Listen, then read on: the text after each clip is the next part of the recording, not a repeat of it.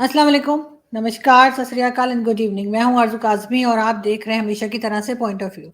और जी आज हमें जॉइन किया है डॉक्टर मुक़्तदिर खान साहब ने। आप सब सर को जानते हैं, उनका यूट्यूब चैनल भी देखते हैं। और इससे पहले कि मैं सर की तरफ चलूँ, आप सबसे रिक्वेस्ट है कि प्लीज़ हमारे चैनल को सब्सक्राइब करना ना भूलिएगा, सर के चैनल को भी और मेरे चैनल को भी।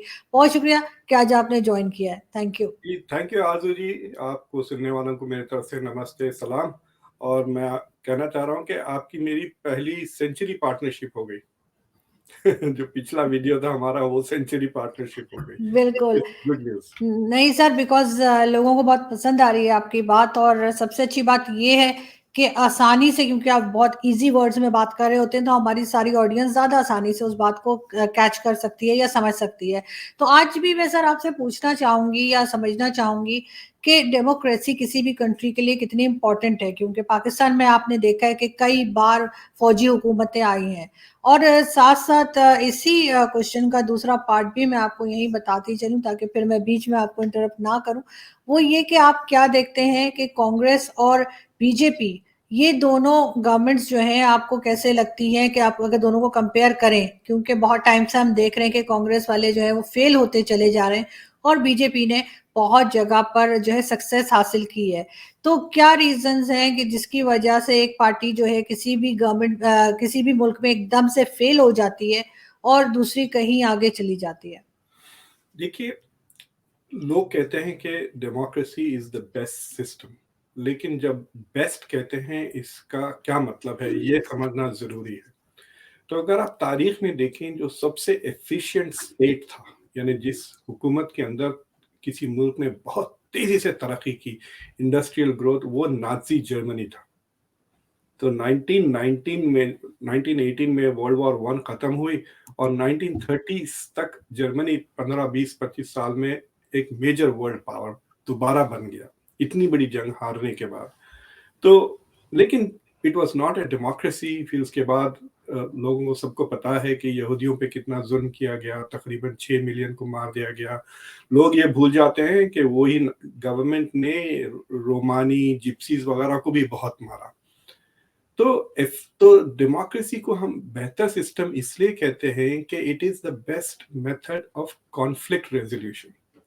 यानी अगर आप में और मेरे में इख्तिलाफ है तो हम या तो सड़क पे जाकर जंग कर सकते हैं, लड़ सकते हैं एक दूसरे पे, या हम डेमोक्रेटिकली एक डायलॉग एस्टैब्लिश करके एक ऐसे पोजीशन पे पहुंच सकते हैं जो आपके लिए भी मुनासिब हो, मेरे लिए भी मुनासिब हो। सो डेमोक्रेसी एक ऐसा माहौल पैदा करता है मुल्क में जहाँ पे डिफरेंट जो तबके हैं वो एक ऐसी पोजीशन पे एग्री कर लें जो सबको एक्सेप्टेबल हो, या एटलीस्ट सिग्निफिकेंट मेजॉरिटी को एक्सेप्ट हो, तो उस पे मुल्क चलता है। तो ये जरूरी नहीं है कि किसी भी पार्टी को वो हर चीज मिले जो वो चाहती है, लेकिन हर पार्टी को कुछ ना कुछ जरूर मिलता है डेमोक्रेसी से। इसलिए एक किस्म से स्टेक होल्डर बन जाता है, हर सिटीजन स्टेक होल्डर बन जाती है, हर कम्युनिटी स्टेक होल्डर बन जाती है। डेमोक्रेसी का जो आइडिया है इट वर्क्स बेटर अगर सब इंडिविजुअल्स हो, कि हम अपनी ही फिक्र करें, रैशनल चॉइसेस। जैसा मैं अपनी ही तरक्की, अपनी ही पसंद, अपने लिए जो इकोनॉमिकली बेहतर है, अगर सिर्फ उस बेसिस पे अगर मैं इंटरेक्ट करूं गवर्नमेंट से, तो डेमोक्रेसी इज परफेक्ट। लेकिन जब हम कम्युनिटी के तौर पे इंटरेक्ट करते हैं कि मैं अपनी ट्राइब या अपनी रिलीजियस कम्युनिटी, माइनॉरिटी, मेजॉरिटी, तो उसमें जरा डेमोक्रेसी की एफिशिएंसी कम हो जाती है। बट अंडरस्टैंड ये है कि डोमेस्टिक कॉन्फ्लिक्ट कम हो जाती है डेमोक्रेसी में। और अगर कॉन्फ्लिक्ट है भी, काफी इख्तिलाफ है, अगर आधा मुल्क चाह रहा है कि हमारा मुल्क इस तरफ जाए, आधा मुल्क इस तरफ जाए, तो खाना जंगी यानी सिविल वॉर तो हो सकती है। लेकिन अगर डेमोक्रेटिकली वो वोट करते रहे, इलेक्ट करते रहे, तो दे शुड एक्सेप्ट के चले बीच में कहीं जा। तो ये इंपॉर्टेंट बात है, लोगों को समझना चाहिए कि it is not necessarily most efficient, but it is the best and least violent approach to governance. दूसरी चीज ये है कि अगर मिसाल के तौर पे मैं अपनी फैमिली से पूछा, चले रात को खाने पे कहाँ जाना है, मेरा बेटा कहता है लेट्स गो टू मैकडोनल्ड्स, बेटी कहती है बर्गर किंग, और बेगम कहती है कुछ और मैं डिसाइड कर लेता हूँ अच्छा चलो हम कबाब स्टोर जाते हैं। तो ये है शूरा का कॉन्सेप्ट। मैंने शूरा तो कर लिया लेकिन डिसीजन मैंने ली। बट अगर मैं सब मिलके अगर हम डिसाइड करें, समझ रहे ना, and the decision is through democratic process, तो हर बंदा उस डिसीजन को ओन करता है। यानी अगर मैं डिस्कशन में पार्टिसिपेट करूं, अगर मेरी मर्जी की डिसीजन नहीं भी हुई, but since I was consulted, मैं उसको ओन करता हूं and I will work to achieve that. तो ये एक सेकंड बहुत इंपॉर्टेंट पार्ट है डेमोक्रेटिक प्रोसेसेस का। डेमोक्रेसी खाली इलेक्शन नहीं है, डेमोक्रेसी इज ए प्रोसेस जिसमें हम अपने इख्तिलाफ को रिजॉल्व करते हैं, एक दूसरे की पोजीशन को समझने की कोशिश करते हैं, फिर एक्सेप्ट करते हैं और आगे बढ़ते हैं। इसलिए कहते हैं कि डेमोक्रेसी सबसे अच्छे वो होते हैं जहां माइनॉरिटीज की कदर की जाती है, माइनॉरिटीज के हुकूक की हिफाजत की जाती है। तो ये बहुत इंपॉर्टेंट पॉइंट है जो लोगों को समझना चाहिए कि मैं माइनॉरिटी से कंसल्ट करूं, उनकी भी राय जानूं। हालांकि अगर मैं मेजॉरिटी में हूं, मैं जो चाहा वो कर सकता हूं, लेकिन अगर उनके भी राइट्स और उनकी भी बेहतरी को मैं अकोमोडेट कर लूं तो द कंट्री गो। सो ये बहुत इंपॉर्टेंट चीज है डेमोक्रेसी में। तो दूसरी चीज ये है कि इंटरनेशनली भी, क्योंकि वेस्टर्न ममालिकों ने डेमोक्रेसी को इतना प्रमोट किया है, डेमोक्रेसी को प्रमोट करने की वजह ये है कि एक इंडस्ट्रियल इंजीनियर ने आज से 30-40 साल पहले एक्सीडेंटली डिस्कवर किया कि डेमोक्रेसीज एक दूसरे से जंग नहीं करते, और जंग उन्होंने डिस्क्राइब की ऐसी झड़प जिसमें 1000 लोग मारे गए। तो सिर्फ एक एनामली है, वो 1971 में इंडिया पाकिस्तान की जंग। तो जो बाद लोग कहते हैं कि भाई Pakistan was not really a democracy 1971 में, क्योंकि जिस तरह से जुल्फिकार अली भुट्टो ने रिस्पॉन्ड किया था इलेक्शंस वगैरह को, तो वो लोग कहते हैं कि 71 में भी it was, India was a democracy, Pakistan was not. इसलिए किसी डेमोक्रेसीज के बीच में आज तक जंग नहीं है। तो इसको लेकर, और खासतौर से वर्ल्ड वॉर 2 के बाद से, जब से जर्मनी में डेमोक्रेसी आई है, कोई ऐसा यूरोप में बड़ी जंग नहीं है। ये पहली बार है जो रशिया और यूक्रेन में जंग हो रही है, लेकिन ये जंग ईस्टर्न यूरोप के बाद हो रही है। वेस्टर्न यूरोप में वर्ल्ड वॉर 2 के बाद से अभी तक कोई ऐसा बड़ी जंग नहीं हुई। बॉस्निया का एपिसोड हुआ है, but not a major war जैसा world war 1, world war 2, 7 years की जो जंग थी फ्रांस और बरतानिया के बीच में, 100 ईयर्स की भी उन्होंने जंग लड़ी है। तो वेस्टर्न इंटेलेक्चुअल्स और स्कॉलर्स ये समझते हैं, क्योंकि वेस्टर्न दुनिया डेमोक्रेटिक बन गई है पूरी तरह से, इसलिए आपस में इतना कोऑपरेशन है, यूरोपियन यूनियन जैसे इदारे बन गए, वीजा की भी जरूरत नहीं लगती। तो so democracy is a great way to govern और इंटरैक्ट इंटरनेशनली। तो ये समझते हैं कि अगर हम डेमोक्रेसी प्रमोट करें दुनिया में, तो डेमोक्रेसी के बीच में ताल्लुकात बेहतर हो जाएंगे। तो अब देखिए आप, अमेरिका और इंडिया की जब भी बातचीत होती है तो ये स्लोगन जरूर सुनने में आता है, ओल्डेस्ट डेमोक्रेसी, बिगेस्ट डेमोक्रेसी। और अब जो चाइना के साथ जो इख्तिलाफ हो रहा है, उसमें बाइडेन बार बार कहते हैं कि ये डेमोक्रेसी वर्सेस अथॉरिटेरियन रिजीम्स है। और आप देख सकते हैं अथॉरिटेरियन लीडर एक तरह वो जुट की तरह हो जाते हैं। अगर आप अर्दोगान को ले लें, जब इमरान खान थे उनको ले लें, पुतिन, ये सारे अथॉरिटेरियन लीडर्स एक ही ग्रुप में कायम हो जाते हैं। सो डेमोक्रेसी इज कॉन्फ्लिक्ट रेजोल्यूशन का अच्छा तरीका, डोमेस्टिक हर पार्टी को इन्वॉल्व करने के लिए बेहतर तरीका है, और it is also good criteria for good international relations. तो ये 3-4 चीजें हैं जिसकी अहमियत बढ़ जाती है। तो अब दुनिया में कई ऐसे थिंक टैंक्स और क्या कर सकते हैं आप, रिसर्च ऑर्गेनाइजेशंस है जो डेमोक्रेसी को मेजर करते हैं। तो अगर आप कैसा मेजर करेंगे तो उसके कई टुकड़े कर देते हैं। तो एक जो अहम चीज ये है कि आपके इलेक्शंस फेयर एंड फ्री हो, और number 1, number 2 rule of law हो। रूल ऑफ लॉ बहुत अहम चीज है।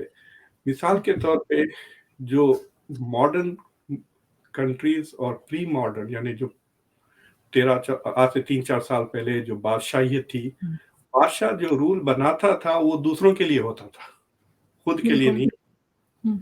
लेकिन रूल ऑफ लॉ का मतलब ये है कि जो लॉ मुल्क का लॉ बन गया वो सबके लिए है, including the president, prime minister या किंग जो भी है आप। ये सबसे बड़ा फर्क, यानी गवर्नमेंट भी उस लॉ के तहत आ जाती है।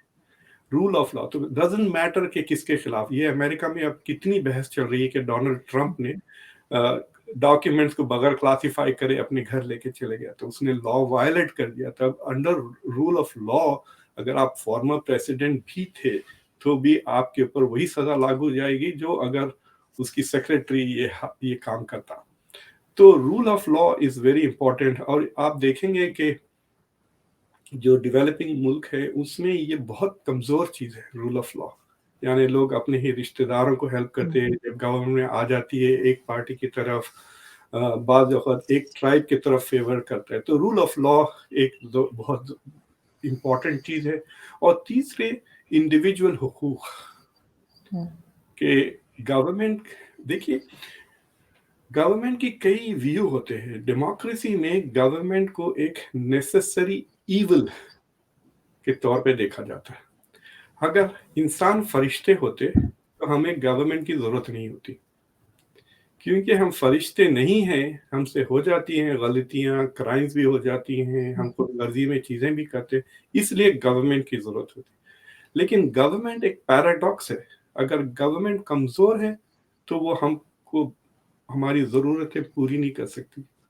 अगर बिल्कुल। गवर्नमेंट मजबूत हो जाती है तो फिर वो हमारे हुकूक को वायलेट भी कर सकती है।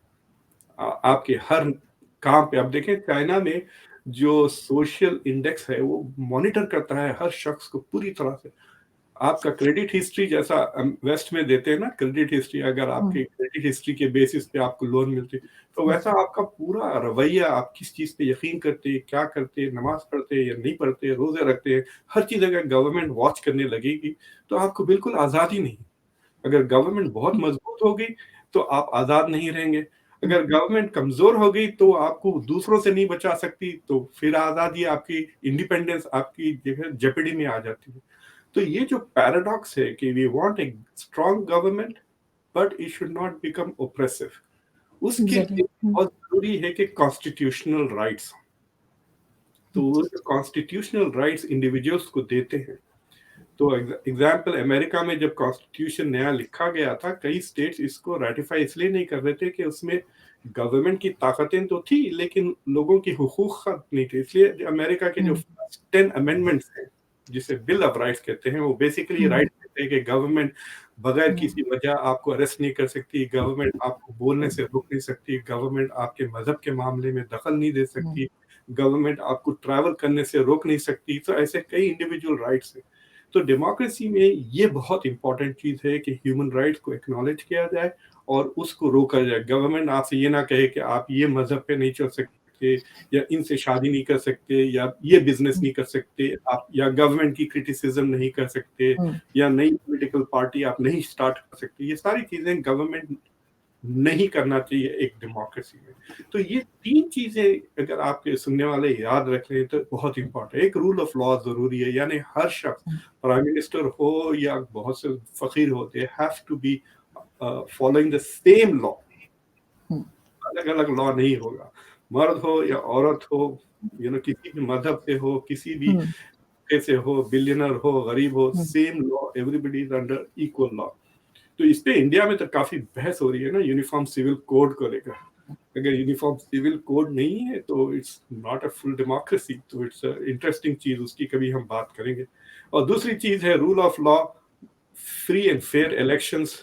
और तीसरी चीज ये democratic rights, rights of individual, ये बहुत इंपॉर्टेंट है।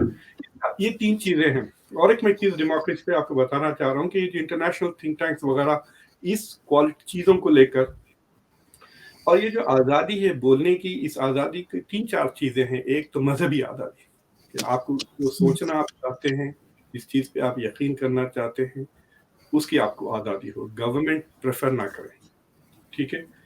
दूसरी चीज़ ये है कि आपको जो बोलने की आज़ादी हो वो भी हो, तो उसका मतलब फ्रीडम ऑफ स्पीच, यानी आप और मैं जो ये कर रहे हैं, दिस शोज़ के there is freedom in the world. अगर आपको और मुझको खुल के बात करने से डर लगा कि अगर मैं ये कह दूं टीवी पे या ये कह दूं यूट्यूब पे तो पुलिस मेरे घर पे खटका मारेगी और मुझे बंद कर देगी, तो वहां पे फ्रीडम ऑफ स्पीच नहीं है। तो ये सारी चीजें are very important in a democracy. आज़ादी भी हो लोगों को, और उनकी गवर्नमेंट उनकी हिफाजत भी करे। So you need a strong government which is restaurant. तो कहते हैं एक बहुत ही कॉन्सेप्ट है लेवाइथन चेंज, यानी एक बहुत ही बड़ा मजबूत चीज बनाए लेकिन उसको जंजीरों में रखे, ताकि वो ताकत अपनी पब्लिक के खिलाफ ना रखे, वो ताकत बाहर एक्सटर्नल फोर्सेस अगर थ्रेटन करे तो उसके लिए मजबूत रखे। तो ये 4-5 क्राइटेरिया को लेकर अब तो गुड गवर्नेंस भी ऐड कर दिए, करप्शन वगैरह भी ना हो। कई थिंक टैंक्स है जो डेमोक्रेसी को मेजर करते हैं, डेमोक्रेसी इंडेक्स पर। तो उन्होंने क्या किया है, दुनिया को 4 किस्म के मुल्कों में डिवाइड किया। एक फुल डेमोक्रेसी जिसमें ये सारी चीजें जो मैं कह रहा हूँ वो अवेलेबल है। वो यूरोपियन कंट्रीज होंगी सर यकीनन, एशियन कंट्रीज शायद ही हो कोई। आप जब ये वीडियो लगाएंगी तो मैं चैट में जाकर नीचे वो लिंक लगा दूंगा डेमोक्रेसी इंडेक्स का, तो आपके सुनने वाले उसको लिंक को जाकर देख सकते हैं। अगर 4-5 लोग उसको लाइक कर रहे हैं तो वो ऊपर ही रहेगा। तो 4 किस्म के एक फुल डेमोक्रेसी कहते हैं, और फुल डेमोक्रेसी सिर्फ 20 है दुनिया में।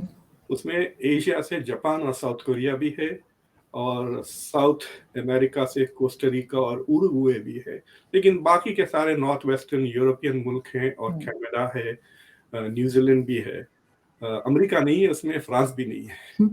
तो पहली कैटेगरी है फुल डेमोक्रेसी। सेकंड कैटेगरी है उसको कहते हैं फ्लॉड डेमोक्रेसी, यानी डेमोक्रेटिक है लेकिन इसमें कोई कमजोरियां हैं किसी एक चीज पर, जैसा माइनॉरिटीज को, जैसा अमेरिका में अफ्रीकन अमेरिकन के साथ बुरा ट्रीट किया जाता है। पेट्रियट एक्ट जब पास हुआ तो इंडिविजुअल हुकूक को मारे गए। तो अमेरिका, फ्रांस, इंडिया और इजराइल जैसे मुल्क ये फ्लॉड डेमोक्रेसी में है। ये 50 है दुनिया में। फिर जो थर्ड कैटेगरी है उसे कहते हैं हाइब्रिड।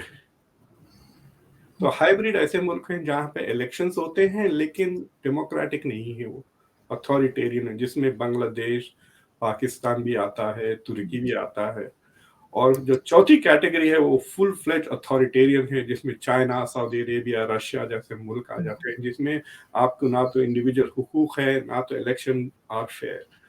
तो ये जो 4 कैटेगरी है इसमें इंडिया साउथ एशिया में सबसे ऊंचे दर्जे पे, यानी फ्लॉड डेमोक्रेसी साउथ एशिया में सिर्फ 2 है, वो श्रीलंका है और इंडिया है।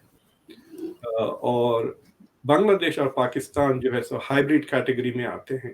तो ये भी एक इम्पॉर्टेंट चीज है कि जब इंटरनेशनली, जैसा आप कहते हैं ना कि मूडीज की रेटिंग आ जाती है जिसके बेसिस पे आपकी मुल्कों की क्रेडिट देखी जाती है, और उसके बेसिस पे आपको वर्ल्ड बैंक, IMF से लोन भी दिए जाते हैं, और आपका इंटरेस्ट रेट आपकी वो रेटिंग के बेसिस पे होता है। तो ये डेमोक्रेसी इंडेक्स भी वैसे ही काम करता है कि जब मुल्क आपके साथ स्टडी करना चाहते हैं, मिसाल के तौर पे आउट ऑफ द ब्लू अगर कोई कंपनी ये सोचे ठीक है हम हमारा बिजनेस इंडिया शिफ्ट करते हैं, तो one of the things they will see is के डेमोक्रेसी इंडेक्स पे ये मुल्क कहाँ है, क्या क्या मेरे साथ, मैं फॉरेन कंपनी हूँ, क्या मेरे साथ भी वैसा ही ट्रीट किया जाएगा जैसा डोमेस्टिक कंपनी है, क्या मेरे साथ अगर कोई गलती हो गई तो can I trust their legal system. तो ये सारे सवाल के जवाब वो डेमोक्रेसी इंडेक्स से उनको द फर्स्ट ग्लांस में मिल जाएंगे, बाद में तो वो खुद रिसर्च कर लेंगे अपनी स्पेसिफिक। तो ये सारी चीजें डेमोक्रेसी की है। बिल्कुल आप ठीक कह रहे हैं सर, लेकिन पाकिस्तान में तो खैर हमेशा से ही ये देखा गया है कि ज़्यादातर फौजी गवर्नमेंट्स आती रहती हैं और डेमोक्रेसी हमारे यहाँ इतनी ज़्यादा मजबूत नहीं है। लेकिन अगर हम भारत को देखें तो सर वहाँ पे डेमोक्रेसी हमेशा से बहुत मजबूत रही है, मगर कुछ साल से हम ये देख रहे हैं कि बीजेपी की गवर्नमेंट बहुत स्ट्रांग जा रही है, और इकोनॉमी हो चाहे फॉरेन पॉलिसी हो उसमें उन्होंने काफ़ी अच्छा काम किया है। आपके ख्याल से कांग्रेस और बीजेपी में क्या डिफरेंस है, और क्या बात है जिसकी वजह से आप समझते हैं कि बीजेपी आगे रही है और कांग्रेस जो है मुसलसल एक तरह का हम उनको फेलियर ही उनका देख रहे हैं? देखिए, इंडिया हमेशा से पैदाइशी डेमोक्रेसी है, यानी इंडिया में हर शख्स को डेमोक्रेटिक राइट्स मिल गए थे जिस दिन इंडिया पैदा हुई। जैसे अमेरिका में 1920s में औरतों को हुकूक मिले, राइट्स वोटिंग के। अफ्रीकन अमेरिकन को 1965 तक मुश्किल था। तो अमेरिका डेमोक्रेसी तो थी 250 साल से, लेकिन बहुत ही फ्लॉड थी। खाली मर्द जो लैंड ओन करते, गोरे मर्द, फिर उसके बाद तो इट हैज इवॉल्व। लेकिन India achieved it right on day one कि काफी डेमोक्रेसी। लेकिन there have always been problems, और ये प्रॉब्लम्स पार्टली गुर्बत की वजह से, क्योंकि बहुत कमजोर मुल्क था, क्योंकि गरीब था और इंटरनेशनल डेवलपमेंट की एड पे भी डिपेंडेंट था। तो गरीब मुल्कों के लिए democracy sometimes becomes a luxury कि you know to to to democratic institution बनाने में काफी रिसोर्सेस लग जाते हैं। तो एक चीज ये है। लेकिन द गुड न्यूज इज कि हमेशा से एक ऐसे 2-3 पीरियड्स गए हैं, जैसा मैंने पहले भी कहा था कि इमरजेंसी के दौरान इंदिरा गांधी के India had suddenly become an authoritarian state. तो इंडिया की तारीख में वो 2-3 साल बताए जाते हैं जब when India was not a democracy. फिर उसके बाद इंडिया बिकेम डेमोक्रेटिक और प्रोग्रेसिवली डेमोक्रेटिक। मतलब कोशिशें की गई कि जो बैकवर्ड क्लासेस हैं, जो बिछड़े हुए तबकात हैं, उनको मेन स्ट्रीम किया जाए, और मेन स्ट्रीम में ना सिर्फ उनको एक इकोनॉमिक्स की मदद की जाए, उनको जॉब्स दिया जाए, उनको तालीम दिए जाए।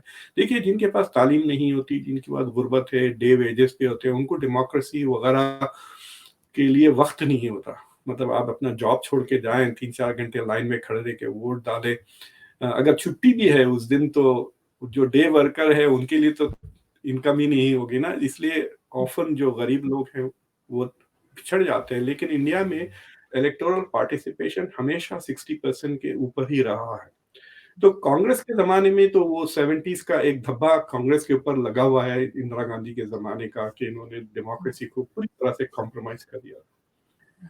और जहां तक कि बीजेपी की गवर्नमेंट है, पहले तो खुशखबरी ये है कि 21 से 22 में India has gone 7 ranks improve हो गई है डेमोक्रेसी में। यानी अब इंडिया का रैंक शायद 46-47 है, और पिछले साल वो 50s में आ गई थी। तो इंडिया में काफी उस पे मीडिया में काफी धूम हुई थी कि इंडिया इज फॉलोइंग।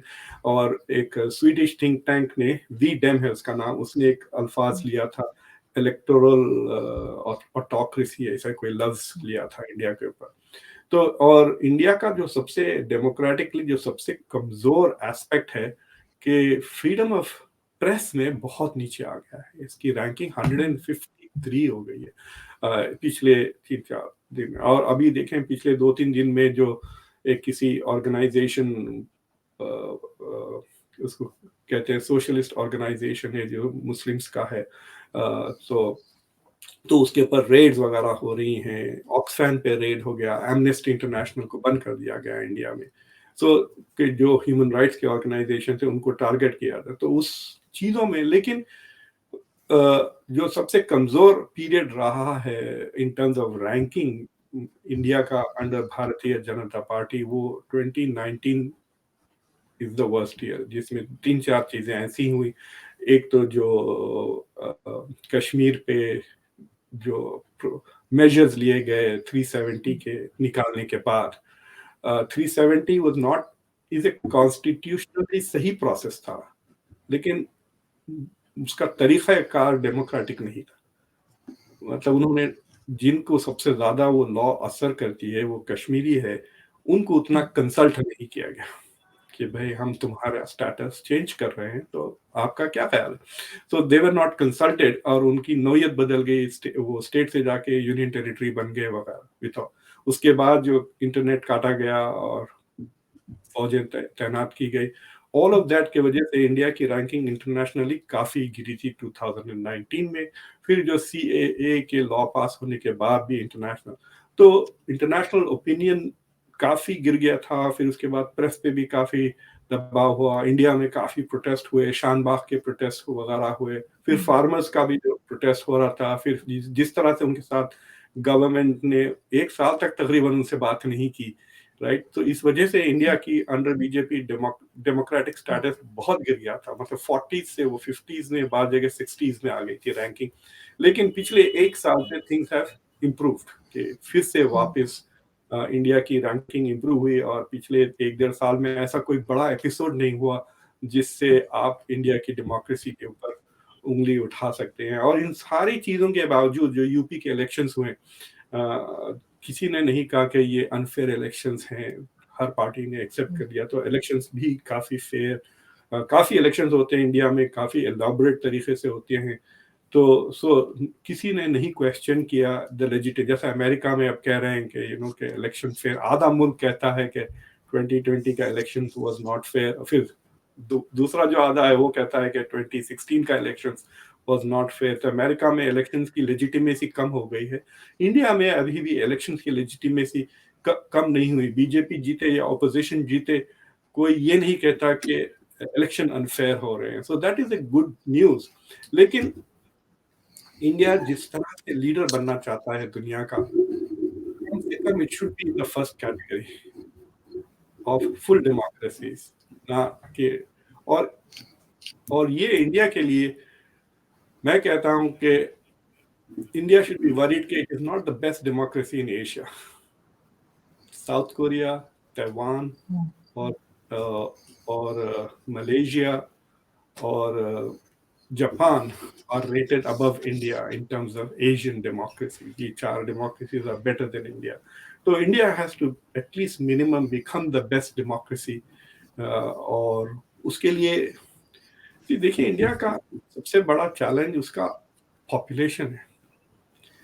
40-50 मिलियन लोगों को, जैसे ये छोटे छोटे मुल्क है स्वीडन वगैरह, इनकी रैंकिंग इतनी हाई है। न्यूजीलैंड की तो इंडिया की क्रिकेट टीम से जरा बड़ी है, समझे। न्यूजीलैंड पूरा मुल्क इतना सा छोटा सा आबादी, तो उनके लिए इनको एजुकेट करना, इनको मेन स्ट्रीम करना बहुत आसान हो जाता है। लेकिन इंडिया के लिए 1.4 बिलियन लोगों को मेन स्ट्रीम करें, और उसमें भी कल्चरल डिफरेंसेस बहुत ज्यादा हैं। उसके छोड़ दें आप, हमारे पास मेरे ख्याल से आदिवासी यानी जो जंगलों में रहते हैं, इंडिजिनस पीपल, जो अभी मॉडर्नाइज भी नहीं हुए, यानी वो 21st सेंचुरी छोड़ दें आप, वो 1000 साल पीछे हैं इन टर्म्स ऑफ एक डेवलपमेंट। तो उनकी आबादी न्यूजीलैंड से ज्यादा हो गई इंडिया में। तो इन सब को मॉडर्नाइज करें, इनको एजुकेट करें, इनको शहरों में लाएं और इनको डेमोक्रेटिक बनाएं। It is a difficult thing in the long run. मैं कहता हूं कि हिस्टोरिकली अगर देखा जाएगा तो अमेरिका के बाद आई थिंक जो सबसे इनक्रेडिबल डेमोक्रेटिक एक्सपेरिमेंट हुआ है दुनिया में, वो इंडिया में हुआ। अमेरिका में दौलत के सहारे जल्दी से डेमोक्रेटिक बन गई, इंडिया गुर्बत में। और आप देखें, बांग्लादेश भी अब थोड़ा बैकवर्ड हो गया है, लेकिन अगर आप बांग्लादेश को 7-8 साल पहले भी देखते तो वो भी काफी लिबरल डेमोक्रेटिक स्टेट था। अब वो भी अथॉरिटेरियन कैटेगरी में आ गया। उसका रैंक मेरे ख्याल से 75 है। बिल्कुल आप ठीक कह रहे हैं, लेकिन सर खैर गलती तो हर गवर्नमेंट से होती है। ऐसा नहीं है कि बड़ी से बड़ी भी डेमोक्रेटिक कंट्री होगी तो वो एकदम परफेक्ट जा रही होगी और कोई मिस्टेक्स नहीं हो रही होंगी। इसी तरह से भारत में भी 2-4 चीजें हुई हैं, जिसको अच्छी बात यह है कि गवर्नमेंट ने कंट्रोल कर लिया और उसके बाद आगे बढ़ते हुए नजर आए हैं। बल्कि आगे क्या, बहुत आगे बढ़ते हुए दिखा हमने भारत को देखा है। लेकिन सर इसके अलावा जो है कांग्रेस को हम मुसलसल फेल होते हुए देख रहे हैं, और तरह तरह के उनके वो रैलीज भी निकाल रहे हैं, भारत जोड़ो और ये वो। तो आपके ख्याल से कि क्यों जो है एक दूसरी अपोजिशन पार्टी जो है वो इतनी कमजोर हमें नजर क्यों आती है बीजेपी के मुकाबले में? ये ठीक है कि बीजेपी के अपनी सक्सेसेस हैं, उन्होंने बहुत मेहनत भी की है, बहुत उनसे गलतियां हुई तो वो भी एक होना चाहिए कि अंडरस्टैंडिंग होनी चाहिए कि ठीक है, उसके बाद उन्होंने उसको कंट्रोल भी किया। लेकिन कांग्रेस पहले हमने बहुत देखा था कि कई साल उनकी गवर्नमेंट रही, लेकिन अब वो कहीं आसपास भी नजर नहीं आते बीजेपी के। देखिए, क्या कहना चाहिए, फंडामेंटल कैरेक्टर फ्लॉज हो गए हैं कांग्रेस में। एक तो ये है कि कांग्रेस में डिसिप्लिन नहीं है जिस तरह बीजेपी में डिसिप्लिन है। और बीजेपी का जो करंट लीडरशिप है उसका डिसिप्लिन आरएसएस का जो ट्रेनिंग इनको मिली है वहां से आता है। शादी वादी भी नहीं की नरेंद्र मोदी ने, फैमिली के साथ नहीं है, दूसरे ऐसे, तब फोकस्ड उनका सिर्फ मुल्क पर है ना। तो जैसा जेजुइट्स होते हैं कैथलिक्स के, वैसे हैं ये आरएसएस के कई ऐसे एक्टिविस्ट जो भारतीय जनता पार्टी के थ्रू गए। तो एक पर्सनल डिसिप्लिन है, दूसरा पॉलिटिकल डिसिप्लिन बहुत ज़्यादा है। आप बहुत कम देखेंगे कि बीजेपी को छोड़कर इधर-उधर दूसरे पार्टीज़ में जा रहे हैं, इधर मुँह, उधर मुँह। लेकिन दूसरे पार्टीज़ के लोगों को आप देखते हैं, वो स्विच होकर बीजेपी में बहुत आ जाते हैं, फिर चले जाते हैं। तो एक के पिछले 5-10 साल में जब से मनमोहन सिंह की गवर्नमेंट खत्म हुई, इनफैक्ट मनमोहन सिंह के जो लास्ट 2-3 साल थे, वो काफ़ी करप्शन वगैरह में आ गए थे। तो मनमोहन सिंह के बाद से तो एक किस्म से पार्टी में डिसिप्लिन नहीं रहा, नंबर 1। नंबर 2, कांग्रेस में करप्शन बहुत बढ़ गया है, जो दूसरे पार्टीज में नहीं है। बीजेपी का देखिए आप, पिछले 8 साल में ऐसे कोई मेजर स्कैंडल नहीं हुए। लोग कहते हैं कि 2 गुजराती ने इंडिया को बेच दिया, 2 गुजरातियों ने खरीद लिया। बेसिकली मोदी, अमित शाह और अंबानी और अदानी की बात करते हैं कि वो पब्लिक सेक्टर को प्राइवेट सेक्टर कर रहे हैं ना। सो लेकिन वो पर्सनल करप्शन नहीं है, उसके पैसे जेब में नहीं जा रहे हैं मोदी के या अमित शाह के, एटलीस्ट जहां तक है। मतलब पब्लिक में तो ऐसा कोई करप्शन का जिक्र नहीं है, परसेप्शन नहीं है। ऑपोजिशन उनके खिलाफ पॉइंट करके नहीं कह सकती कि आप लोग करप्शन। तो करप्शन इस गवर्नमेंट में बनिस्बत है। तो और जो तीसरी चीज ये है, मुझे लगता है कि जो कांग्रेस की सबसे बड़ी स्ट्रेंथ थी, वो नेहरू की फैमिली थी। अब वो उनकी सबसे बड़ी कमजोरी होगी। तो ये जो सोनिया गांधी की के बाद से जो आई एक ये जो लीडरशिप है, राजीव गांधी को ले लें, राजीव की जो बहन है, तो लोग कहते हैं कि वो तो मेरे ख्याल से थोड़ी हटी हुई भी है, थोड़ा she is not fully balance, मतलब इमोशनल इस तरह के। और राहुल गांधी की जो लीडरशिप है, क्वाइट अनकरिस्मेटिक। और अब ये जो यात्रा भी ले गए, लोग कहते हैं कि बीजेपी से डरता है, this can be A game changer वगैरह। ये विशुअल थिंकिंग है कि कोशिश कर रहे हैं कि वो, मतलब बहुत ही एलिटिस्ट इमेज आ गया है ना उनका। तो एक बिहार के एक लीडर है, उनका नाम है नीतीश कुमार। लोग कहते हैं कि वो ब्रिज भाषा में बात करते हैं, तो that is his charisma. Rahul Gandhi को तो समझ में भी नहीं आएगा। तो और फिर he is not as hard working as BJP के लीडर। अगर आप यूपी के इलेक्शन में देख लें, तो मेरे ख्याल से यूपी के नेशनल लीडर्स बीजेपी के बिहार यूपी के इलेक्शन में ज्यादा मेहनत की बनिस्बत है राहुल गांधी। तो एक चीज है कि he is not as hard working. तीसरी चीज ये है कि बिकॉज ऑफ दिस, मतलब हॉलोइंग आउट नाम का एक लफ्ज है इंग्लिश में, कि अंदर से खोखला होते जा रहा है। तो कांग्रेस जो है खोखली हो गई है। It does not have ideas, it does not have leadership और करिश्मा। इंडिया जैसे मुल्क में करिश्मा इज वेरी इंपॉर्टेंट। एक इंडिया में एक मूवी बना था कॉल राजनीति, अगर आपने नहीं देखी तो देखिए सर, मैंने आप देखें। देखिए सर, राजनीति में आप देखते हैं कि पॉलिसी कुछ भी किसी की नहीं थी, वो सिर्फ करिश्मा पे चल रहा था, राइट? करिश्मा, फैमिली, लेगेसी वगैरह। तो that is a very good. मैं अपने स्टूडेंट्स को राजनीति दिखाता हूँ यहाँ पर, वो उनके तो दिमाग बौरान हो जाते हैं। यहाँ पे बेचारे अमेरिका में पढ़े लिख के पैदा हुए बच्चे, they can't imagine a democracy like that. फिर उनको थोड़ा बहुत महाभारत और गॉडफादर भी बताना पड़ता है टू अंडरस्टैंड दैट मूवी। तो इंडिया में ये जो चीजें बहुत इंपॉर्टेंट है, रिलेशन। लोग कहते हैं कि बीजेपी की जो खास तौर से मोदी है, इज वेरी करिश्मेटिक। जब वो तकरीरें करते हैं, Rahul Gandhi can not match इस करिश्मा। अनफॉर्चुनेटली इंडिया की सियासत is still very dominated by northern Hindi speaking belt.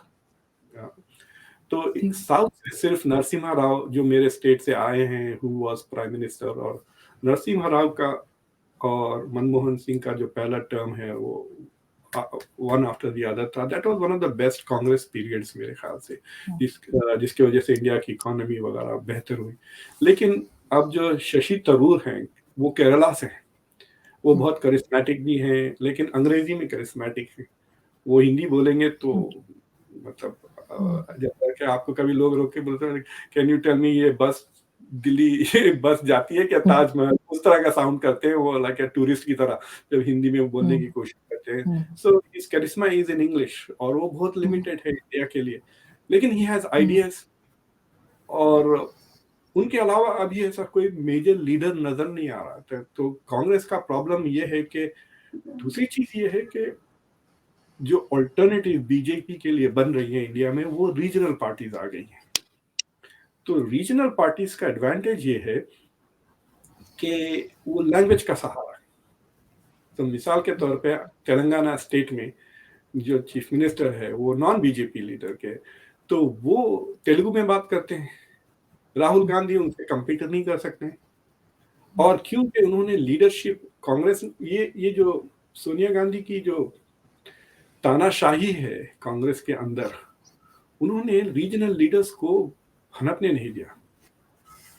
तो there are no stars, this is a party without stars. तो अगर आंध्रा में कोई ऐसा कांग्रेस का लीडर होता जो करिस्मेटिक हो, जो तेलुगु में बात कर सकता है, जो लोग रिलेट कर सकते हैं, तो उससे वो वहां पे इट वुड राइज ना। तो ये नहीं हो रहा। वो साउथ में तो बिल्कुल ही राजीव गांधी की पर्सनालिटी ना तो करिस्मेटिक लगती है, ना वो रिलेटेबल है। तो इस वजह से भी मुझे लगता है कि Congress is not going to present a political option, तो अभी नहीं है। तो जहां तक के बीजेपी के सवाल है, उनकी वही पोजीशन है अब जो कांग्रेस की पहले हुआ करती थी कि कोई नेशनल ऑपोजिशन ही नहीं है। कांग्रेस तकरीबन 50 साल तक हुकूमत की इंडिया पर, बिकॉज दे जो है सो उनको नेशनल ऑपोजिशन कुछ भी नहीं था, रीजनल ऑपोजिशन हुआ करता था कांग्रेस के लिए भी। तो अब बीजेपी की भी वही पोजीशन हो गई कि it is become nationally dominant, opposition उनको सिर्फ रीजनली आ रहा है। तो जो आइडियाज है वो रीजनल आइडियाज हैं। तो जो रीजनल पार्टीज तो समझ गए कि बीजेपी को रीजनली हरा सकते हैं, बट लेकिन उनका जो विजन है वो रीजनल है। तो आप तेलंगाना का विजन लेके आप कर्नाटका में नहीं लगा सकते, या बिहार में वो विजन नहीं चलेगा। तो बीजेपी के लिए नेशनल विजन का भी चैलेंज नहीं है, ना तो नेशनल लीडरशिप का चैलेंज है, ना विजन का चैलेंज है। इसका मतलब बेसिकली मैं आपको कह रहा हूँ कि 2024 के इलेक्शन में शायद बीजेपी फिर दोबारा मेजोरिटी लेकर आएगी। बिल्कुल, जहाँ तक मैं समझ पाई हूँ इस वक़्त की गवर्नमेंट को भारत की, तो मैंने ये देखा है कि उनकी टीम बहुत स्ट्रॉन्ग है। नरेंद्र मोदी जी की, चाहे वो फॉरेन मिनिस्टर हों या दूसरे मिनिस्टर्स हों, कि उनकी टीम बहुत ज़रूरी होती है। क्योंकि हमारे यहाँ जब लास्ट टाइम इमरान खान साहब आए थे, तो उन्होंने कहा था उनके पास टीम है जिससे वो सारे काम जो है वो पाकिस्तान के कर लेंगे और कई चीज़ें सँभाल लेंगे जो वो नहीं कर पाए। तो ऑफ कोर्स प्राइम मिनिस्टर के साथ-साथ जो उनके साथ टीम जो उन्होंने रखी है वो बहुत स्ट्रॉन्ग है। इसी वजह से शायद हम देख रहे हैं कि भारत जो है वो हर फील्ड में आगे बढ़ता जा रहा है। बहुत शुक्रिया सर कि आज आपने जॉइन किया। Thank you so thank much. You I very hope much कि आपने। जल्दी आपसे फिर मुलाकात होगी। बहुत जरूर शुक्रिया। जरूर, thank you very much. Thank you.